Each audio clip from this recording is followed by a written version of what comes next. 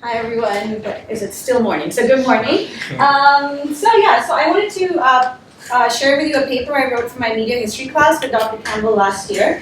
It's called Good Manners in High Heels, Newspaper Coverage of South Carolina's First Female Governor. So I'm assuming most of us here know who this first female governor is here. So that's Nikki Haley. Nikki Haley's real name is Nurita Randhawa Haley.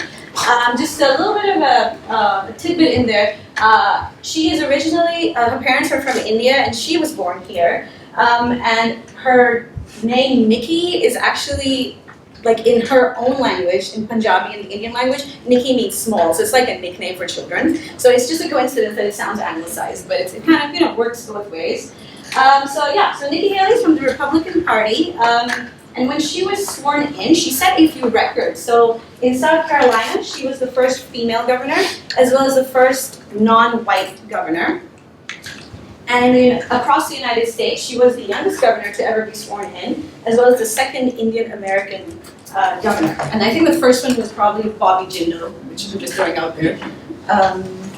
And in the years since I actually worked on this paper in class, she has now been promoted by the Trump administration to the position of ambassador, or the American ambassador to the United Nations.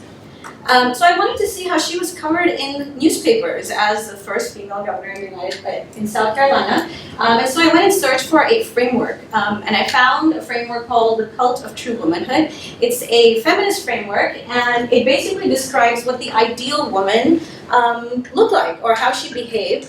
And these are actually, this framework is rooted in the 1800s. So if you were a woman in America or in Europe in the 1800s, especially if you're a white, middle class, upper middle class, how would you, what would you do to be ideal?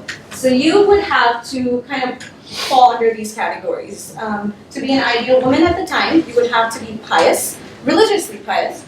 You would have to be pure, which means sexually chaste. You would have to be submissive, specifically to the men in your life. And you would also have to kind of, embody your domestic roles in relationships. So that means you would have to be, first and foremost, a mother, a wife, a daughter, a sister, your roles that really come from the home. And this framework is based on the idea of the separation of spheres, which basically divides the world into two domains. One is the private domain where the women live.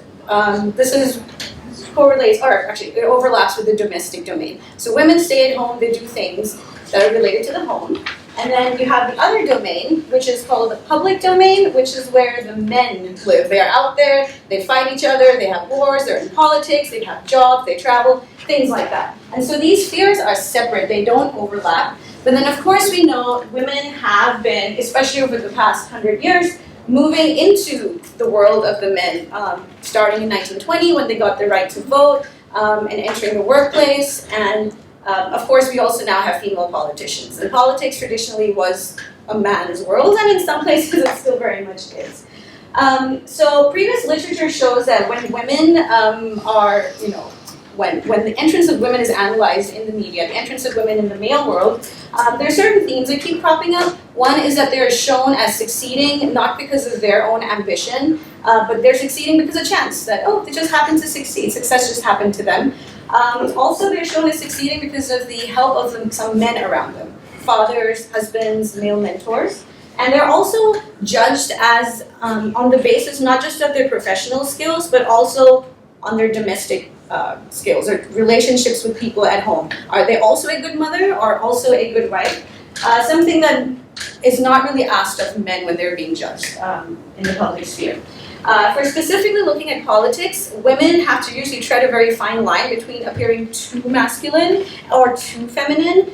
So that's something that previous researchers have seen. Women, because of their prior connection with religion, that they're supposed to be pious, they're also, whenever they enter politics, they are expected to kind of bring morality and virtue to politics and clean up politics. And also, women themselves, like famous female politicians like Hillary Clinton, Sarah Palin, Nancy Pelosi, they cover a spectrum of ideologies. All of them have actually used domestic metaphors while talking about what they do. So, for example, they may say things like, we're going to clean up politics because we're women and that's what we do. We're our brooms, things like that. So this is kind of the literature that I use to kind of, dive into my data. So what I did was I analyzed newspaper articles and I went into Newsbank and I looked up articles from the first 100 days of Nikki Haley's first term and then from the first 100 days of her second term. And these were all pulled from the state newspaper. Oops, and I analyzed them qualitatively. So I wanted to see over time, like from term 1 to term 2, does something change in the way Nikki Haley is received by the media as the first female governor here? So what I saw in term 1 was that Nikki Haley was not given much of a voice. Like when I was looking at direct quotes, there weren't very many of direct quotes of hers. It was like other people were speaking for her or, celebrating her arrival, but not so much in her own words. And in her first term, she seemed to be portrayed in the media more as a feminine figure in various ways. So for instance, the media at the time talked a lot about how they're so excited that, we have Nikki Haley as our governor now because things are going to change in politics. There's going to be more morality, more virtue in politics. And that kind of throws back to, how women are traditionally seen as being connected to the divine. And also, there was a lot of excitement about now that she's here, there is going to be so much, people are going to get along. She will compromise with everyone, and that is something that I was like, are they going to, is that something that they want to look for in maybe a male politician? Is compromising, getting along with people is a good thing or not? So it seemed like this was a gendered expectation. And she was also portrayed frequently in relationship to the people in her family, something that maybe doesn't happen a lot when you're talking about male politicians. So for example, whenever they were talking about her in the media, they would also mention her children and how her children are moving in with her to the governor's house. They would talk about her husband, how he's with her along most of the time as well, about her parents. Once again, something that if she was a man, maybe they wouldn't talk so much about. And also, there was a little bit of bristling when Nikki Haley, came out in the first term, and there was some backlash to her. There was this one incident where she created like this report card system where she could track how her colleagues would vote for things on her agenda, and there was a lot of like gendered backlash to that, and it was mostly in the form of direct quotes from male colleagues who were saying things like, what is she, like a teacher? Is she my teacher now? Or do I have to get this signed by my mother? So it was very matronly. So there was a lot of that as well.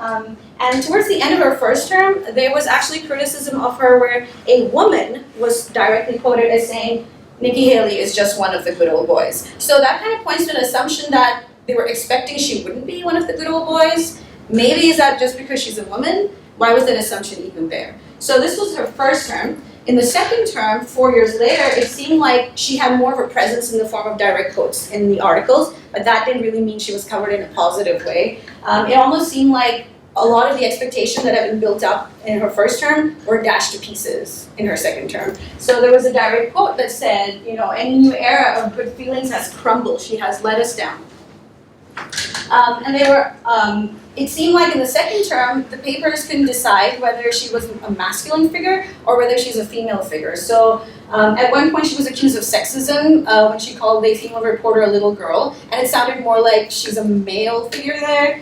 She was still making calls to morality, which is very feminine, but the paper couldn't decide whether when she's being assertive, is that a good thing? Because sometimes she was praised for that, which is a very masculine way of looking at strength. But then she was, at other times, it was very vitriolic when they were criticizing her for being strong and assertive, calling her selfish, narcissist. And another, I think, older male colleague said that, good manners make good sense. She needs to be more polite. So it's kind of, telling her to mind her boundaries.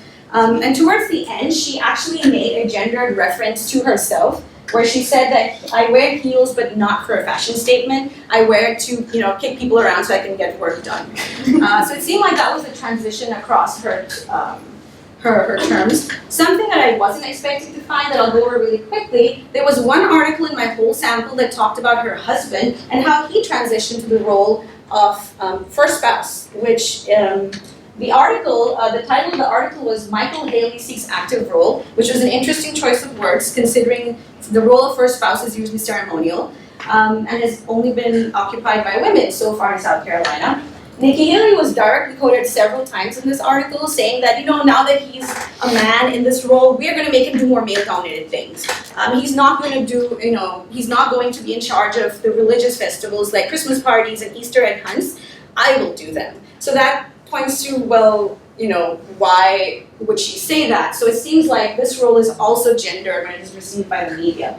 So quickly, in conclusion, I think this article, especially over the past year as it evolved, was very interesting and timely because we had the 2016 presidential election in which a lot of people talked about how Hillary Clinton was received in the media was maybe misogynistic, and maybe that contributed to her not getting elected. And that's interesting because Nikki Haley is also considered a strong contender for the President of the United States. So an analysis of how she is received in the media in South Carolina may point to how she's received nationally by the media, and that could inform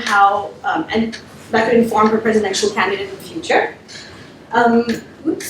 And also, I just wanted to point out, it seems like a lot of research deals with how women move into the world of the men, but it seems like people forget that a lot of times men, they move into roles that were occupied by women before in certain professions like nursing or maybe staying at home taking care of the children, and that's not really researched a lot. So I think that definitely points to an area that needs to be focused on.